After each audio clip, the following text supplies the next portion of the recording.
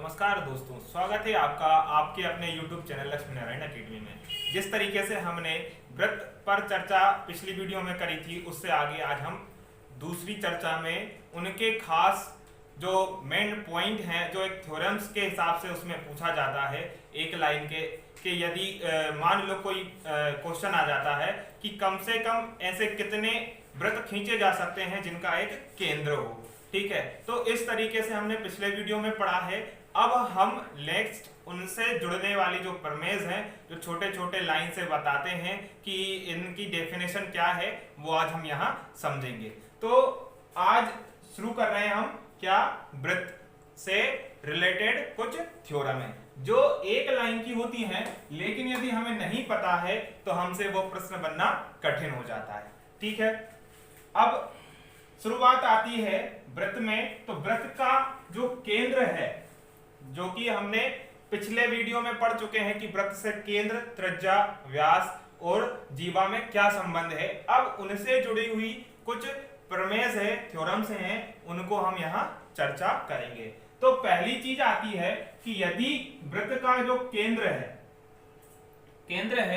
केंद्र से दोनों तरफ की जो बराबर दूरी कहलाती है वो क्या हो गई, त्रिज्या हो गई। और इसको यदि जोड़ दें तो जो AB बना है वो क्या बना है, व्यास बना है। तो जो AB बना है वो बना है व्यास। ठीक है, इसको डायामीटर भी बोलते हैं। अब इस व्यास से देखा जाए तो इस व्यास के जो दो बिंदु हैं उनसे दो अर्धवृत्त बनते हैं। तो क्या बनते हैं, अर्धवृत्त, अर्धवृत्त, सेमी सर्कल, जो कि आधे हो जाते हैं, है ना। तो यदि प्रश्न पूछा जाए कि ऐसी कौन सी जीवा है, ऐसी कौन सी जीवा है जो वृत्त को आधा करती है, तो उसका उत्तर होगा व्यास। ठीक है, इस तरीके के प्रश्न को करने के लिए हमें इनसे जो छोटी छोटी प्रमेय हैं उनका ज्ञान होना जरूरी है। ठीक है, अब वृत्त के व्यास की कहानी हो गई कि वो क्या करता है, वृत्त को दो आधे आधे भाग में बांट देता है। ठीक है, तो उनसे बना हुआ जो वृत्त कहलाते हैं उन्हें अर्धवृत्त बोलते हैं। ठीक है, नेक्स्ट आएगा वृत्त के केंद्र से जीवा पर डाला गया लंब। ठीक है, नेक्स्ट है वृत्त के केंद्र से, इस पर कहीं एक जीवा है, उसका नाम मैं देता हूं A, B और केंद्र का नाम देता हूं O। तो वृत्त के केंद्र से जीवा पर डाला गया लंब, वृत्त के केंद्र से जीवा पर डाला गया लंब, मान लो ये नाम मैं देता हूं M। OM एक लंब है जो वृत्त की जीवा AB पर है।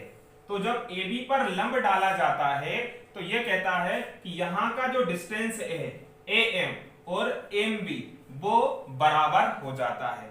तो थ्योरम आती है कि वृत्त के केंद्र से जीवा पर डाला गया लंब जीवा को समद्विभाजित करता है। समद्विभाजित का मतलब दो बराबर भागों में बांटता है।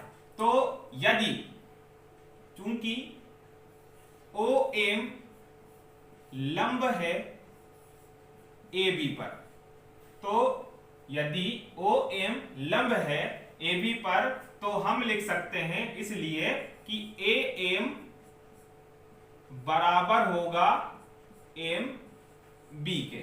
अब यदि प्रश्न इस तरीके से पूछा जाता है, इस प्रकार के कॉन्सेप्ट में कि यदि जीवा की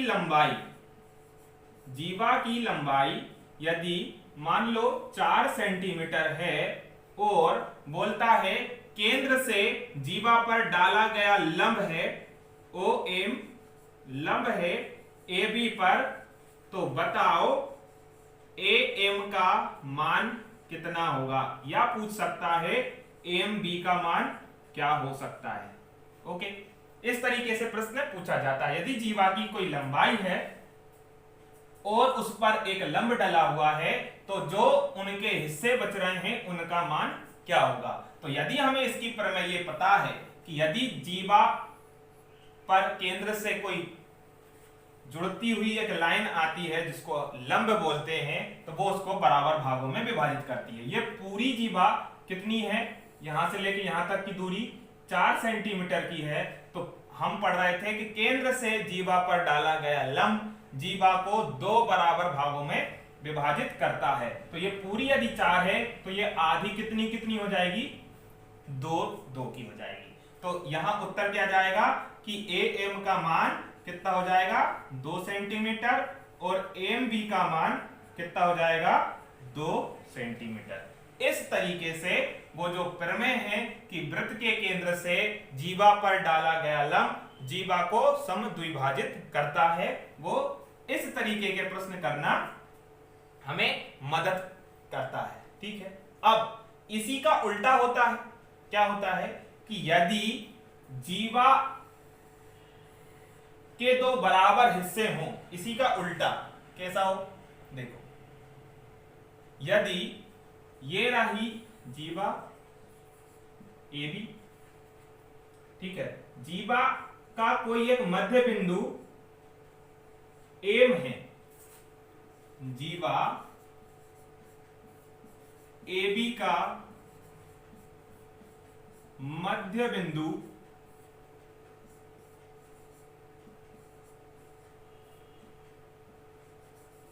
एम है, ठीक है, यदि जीवा का मध्य बिंदु एम है तो जो केंद्र से एम का संयोग होगा वो 90 डिग्री का होगा। ठीक है, इस प्रमेय को कहेंगे कि यदि एक वृत्त की जीवा के मध्य बिंदु से, एक वृत्त की जीवा के मध्य बिंदु से केंद्र को मिलाने वाली रेखा जीवा पर लंब होती है। ठीक है, जीवा का मध्य बिंदु से केंद्र को मिलाने वाली रेखा जीवा पर लंब होती है। तो ठीक है, तो वो हो जाएगी क्या, लंब। जैसे चूंकि ए एम बराबर है एम बी के, इसलिए केंद्र है ओ, तो ओ एम लंब होगा किस पे, ए बी पे। तो अब यहां समझ में आ रहा है कि ओ एम और ओ बी के बीच में कितना डिग्री का कोण होगा, 90 डिग्री का। जहां पर भी ज्यामिति या गणित में लंब की बात करी जाएगी तो वहां 90 डिग्री के मान से बना हुआ कोण की चर्चा होगी। यह भी याद रख लें कि जब हम 90 डिग्री की या फिर लंब की बात करेंगे, तो वहां 90 डिग्री होगा, जहां 90 डिग्री होगा वहां लंब होगा। ठीक है, तो यह हो गई हमारी दूसरी प्रमेय कि जीवा के मध्य बिंदु से केंद्र को मिलाने वाली रेखा जीवा पर लंब होती है। ठीक है, फिर इसके बाद आता है, नेक्स्ट है कि केंद्र से, वृत्त के केंद्र से समान दूरी पर, मान लो ये 2 सेंटीमीटर है और इस सेंटीमीटर से कोई एक जीवा ये जाती है जिसको नाम देता हूं मैं ए और बी, केंद्र से दूसरी तरफ 2 सेंटीमीटर दूर कोई एक जीवा जाती है जिसका नाम दे दूं मैं P और Q। तो वृत्त के केंद्र से समान दूरी पर वृत्त के ये केंद्र है, केंद्र से समान दूरी पर जो जीवाएं होती है उनकी लंबाई भी बराबर होती है। तो वृत्त के केंद्र से समान दूरी पर समान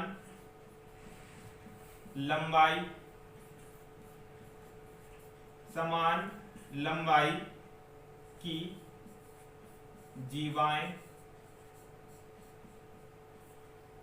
होती एक चीज हो गई कि वृत्त के केंद्र से यदि समान लंबाई दूरी पर कोई दो जीवा हैं तो वो कैसी होती हैं, समान लंबाई की होती हैं। इसी का उल्टा क्या है कि यदि समान लंबाई की जीवा हो, क्या हो, ए बी और पी क्यू दो क्या हैं, जीवाएं हैं। इसी का उल्टा होगा, यदि ए बी और पी क्यू दो जीवाएं हैं, वो यदि समान लंबाई की हैं, मान लो ये 8 सेंटीमीटर है और ये भी 8 सेंटीमीटर की है, क्या है, ये 8 सेंटीमीटर की है और ये भी दूसरी वाली भी 8 सेंटीमीटर की है, तो जो समान लंबाई की जीवाएं हैं वो केंद्र से समान दूरी पर होती हैं। इसी का उल्टा हो गया कि यदि जीवाएं समान है तो वो केंद्र से भी समान दूरी पर होगी। पहला था केंद्र से समान दूरी पर जो जीवाएं बनती हैं वो समान लंबाई की होती है, और इसी का उल्टा हो गया कि समान लंबाई की जीवाएं केंद्र से समान दूरी पर होती हैं। ठीक है, ये हो गई जीवाओं की चर्चा। यदि दो समान लंबाई की जीवाएं ए और बी ये यहां से जाए और कोई दूसरी इसी लंबाई की पी और क्यू, दो समान लंबाई की जीवाएं, दो समान लंबाई की जीवाएं, यहां समान लंबाई हो या ना हो, समान या असमान एक ही बात है। ठीक है, समान या असमान कि दो ऐसी जीवाएं जिनके यदि लंब अर्धक करे जाएं, क्या करे जाएं, दो समान लंबाई या असमान लंबाई की जीवाएं जिनके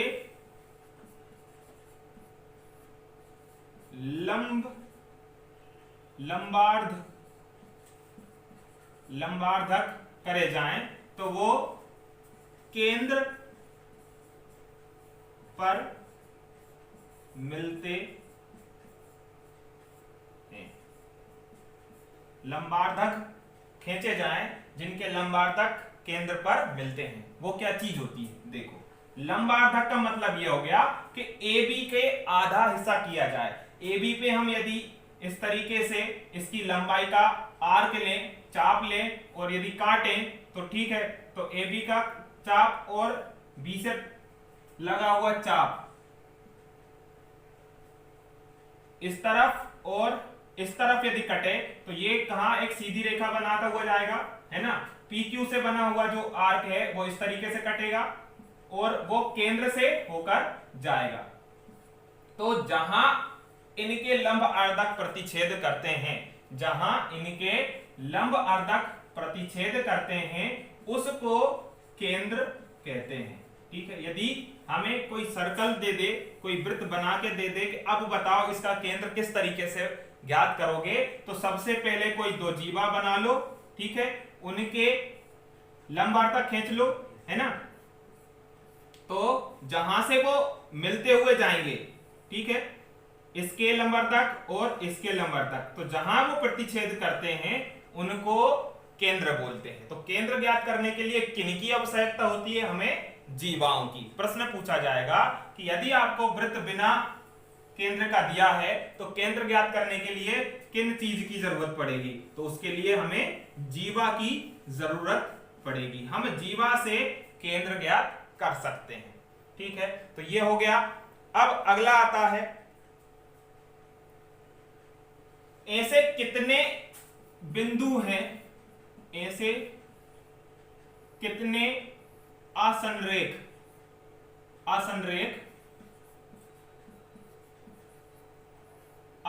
बिंदु जिन पर से होकर वृत्त जा सकता है। कम से कम ऐसे कितने आसनरेख बिंदु हैं जिनसे एक वृत्त खींचा जा सकता है। तो आसन रेख का मतलब क्या हो गया, आसन रेख का मतलब वो एक सीधी रेखा में ना हो। संरेख का मतलब क्या हो गया, एक बिंदु ये, दूसरा ये, तीसरा ये एक सीधी रेखा बनाते हैं तो ये तीनों क्या हो गए, संरेख बिंदु। क्या हो गए, संरेख। अब यदि ऐसे कितने बिंदु हैं जो असंरेख है, मतलब जो एक ही रेखा में नहीं है, तो हम मान सकते हैं एक बिंदु यहां हो सकता है, दूसरा बिंदु यहां और तीसरा बिंदु यहां। तो अधिकतम कितने बिंदु ऐसे हैं जो असंरेख हैं, तो कम से कम 3 ऐसे बिंदु होंगे जो असंरेख होकर एक वृत्त बना सकते हैं। ठीक है, अब ये हो गया छोटी छोटी प्रमेय। अब नेक्स्ट आता है इसके बाद एक खास प्रमेय, वो ये कहता है कि यदि एक चाप है, ठीक है, एक चाप का नाम दूं ए बी, चाप से केंद्र पर बना कोण, कौन सा, इसको नाम दे देते हैं ओ, केंद्र पर बना कोण ए ओ बी किसी वृत्त के एक चाप से, एक ये चाप है ना, इस चाप से यहां इनको मिला लिया तो ये जो कोण बन रहा है ए ओ बी, उसके परिधि पर कहीं भी बने कोण का, कहीं भी बने कोण का, इसको नाम दे देता हूं सी, तो हो जाएगा कोण ए सी बी। वृत्त के एक ही चाप से केंद्र पर बना कोण उसी चाप से वृत्त की परिधि पर जहां पॉइंट सी है वहां बने कोण का दुगना होता है। तो जो केंद्र पर बना हुआ जो कोण है वो परिधि पर बने हुए कोण का क्या होता है, दुगना होता है। इसका उल्टा भी हो सकता है, ऐसा कि परिधि पर बना कोण केंद्र के पर बने कोण का आधा हो सकता है। वो कैसे, यहां गुणा में है, चीज कहां आ जाएगी, इसके भाग में, ये हमने बेसिक में पढ़ा है। तो क्या हो जाएगा, कोण ए ओ बी बराबर कोण ए सी बी। इस थ्योरम से जुड़े हुए बहुत सारे क्वेश्चन आपको सेट में मिलेंगे जो हम इस चैप्टर को खत्म करने के बाद करने वाले हैं। तो इस थ्योरम में केवल यदि आपको पता है, मान लो यदि ये 30 डिग्री का कोण बना रहा है, कौन, परिधि पर बना हुआ कोण 30 डिग्री का कोण बना रहा है, तो क्वेश्चन पूछेगा यहां बना हुआ कोण कितने डिग्री का होगा। तो 30 का यदि आपको ये पता है कि ये 30 है तो ये कितना होगा, इसका दुगना होगा, तो ये कितना हो जाएगा, 60 हो जाएगा। अब इसको याद कैसे करें कि परिधि का बड़ा होगा कि केंद्र का बड़ा होगा, तो ध्यान दें कि जहां से शुरुआत वृत्त की होती है वो क्या कहलाता है, केंद्र। तो केंद्र क्या हो गया, जो शुरू में पहले जन्म लेगा वो बड़ा होगा, जो बाद में जन्म लेगा वो उससे छोटा होगा। उसी तरह याद रख लेंगे, तो शुरुआत कहां से होती है, वृत्त के केंद्र से, तो केंद्र का कोण बड़ा होगा और परिधि पर बना हुआ कोण उससे आधा हो जाएगा। ये परिधि का कोण यहां भी बन सकता है, ऐसा कोई जरूरी नहीं है कि जिस तरीके से हमने यहां बनाया, तो ये जो कोण बनेगा डी, ये भी इसका आधा होगा। इसी तरह यहां यदि बनाएं, ई बना दें, तो ए ई बी ए ओ बी का आधा होगा। ठीक है, ये प्रमेय हमें ये बताती है कि परिधि पर बने हुए कोण केंद्र के बने हुए कोण का आधा होती है। ठीक, चलो आगे बढ़ते हैं। इसमें एक और है कि यदि किसी वृत्त के बाहर कोई बिंदु है, उसको नाम हम दे दें P, तो ये जो बाहर का जो बिंदु है वो वृत्त पर कितनी रेखाओं से स्पर्श कर सकता है। ये प्रश्न पुराने पेपरों में आया हुआ है और इस थ्योरम से आगे भी आने की संभावना है। तो किसी वृत्त के बाहर यदि कोई बिंदु है वो उस वृत्त को कितने बिंदुओं पर स्पर्श करता है। तो स्पर्श रेखा क्या होती है, ये हमने पिछली वीडियो में पढ़ा था कि स्पर्श रेखा क्या होती है कि कोई एक ऐसी रेखा जो वृत्त को क्या स्पर्श करती हुई जाए, है ना। तो पॉइंट P से वृत्त को स्पर्श करती हुई कोई दो पॉइंट बना रहे हैं, उनको नाम दिया है ए और बी। तो बाहर यदि कोई बिंदु है तो वो वृत्त को दो ऐसे बिंदुओं पर स्पर्श करता है, ठीक है। और एक और बात ध्यान रखेंगे कि इनकी जो लंबाइयां हैं वो भी आपस में बराबर होती है। तो इसका उत्तर हो जाएगा कि दो बिंदु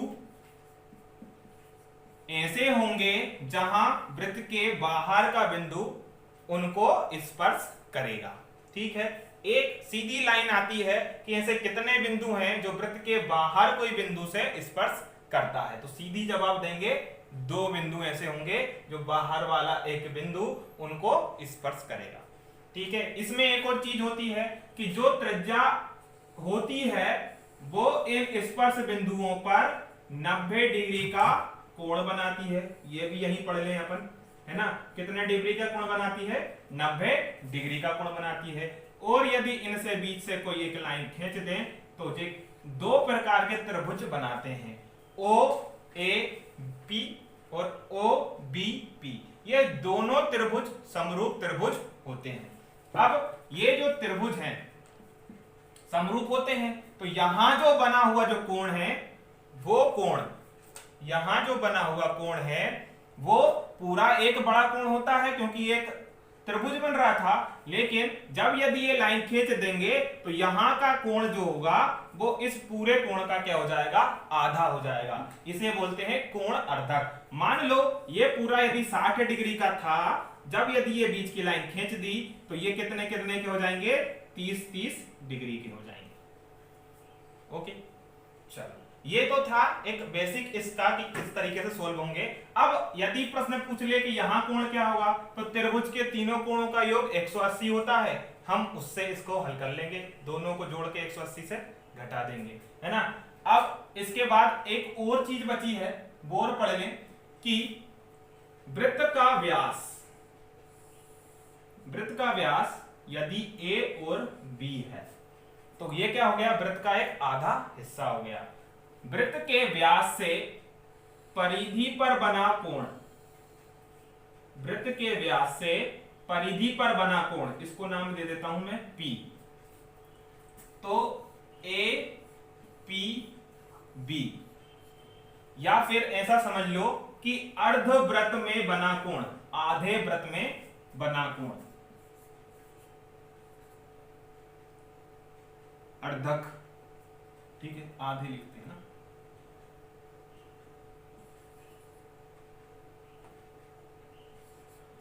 अर्ध वृत्त में बना कोण क्या होता है? अभी हमने चर्चा की थी कि यदि कोई वृत्त है, उसकी कोई एक चाप यदि परिधि पर बनाए कोण और केंद्र में बनाए कोण का क्या रिलेशन था? तो ये वाला हिस्सा इस वाले हिस्से का क्या था? आधा था। तो यदि यहां 180 डिग्री बन जाता, यदि यहां 180 डिग्री केंद्र पर बनता तो यहां कितने का बनेगा? उसका आधा, 90 डिग्री का। उसी तरह ये जो जीवा जो हमारा व्यास है वो कितने डिग्री का कोण बना रहा है? यहां 180 डिग्री का। तो ये जो चाप है वो आधा तो चाप है, लेकिन कोण कितने का बना रहा है? वहां केंद्र पर 180 डिग्री का। तो यहां जो बना हुआ वो कोण कहलाएगा, वो कहलाएगा 90 डिग्री का। तो ये जो कोण है वो आधे वृत्त में कहीं पर भी बन जाए वो उसका क्या कहलाता है? 90 डिग्री का। तो वो प्रमेय होती है कि अर्धवृत्त में बना कोण कितने का होता है? 90 डिग्री का। 90 डिग्री के कोण को समकोण कहते हैं, ठीक है। तो अर्धवृत्त में बना हुआ कोण क्या कहलाता है? समकोण कहलाता है।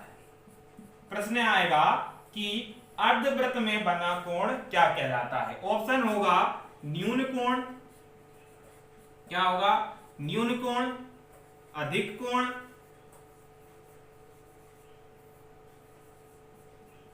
या समकोण, या इनमें से कोई नहीं।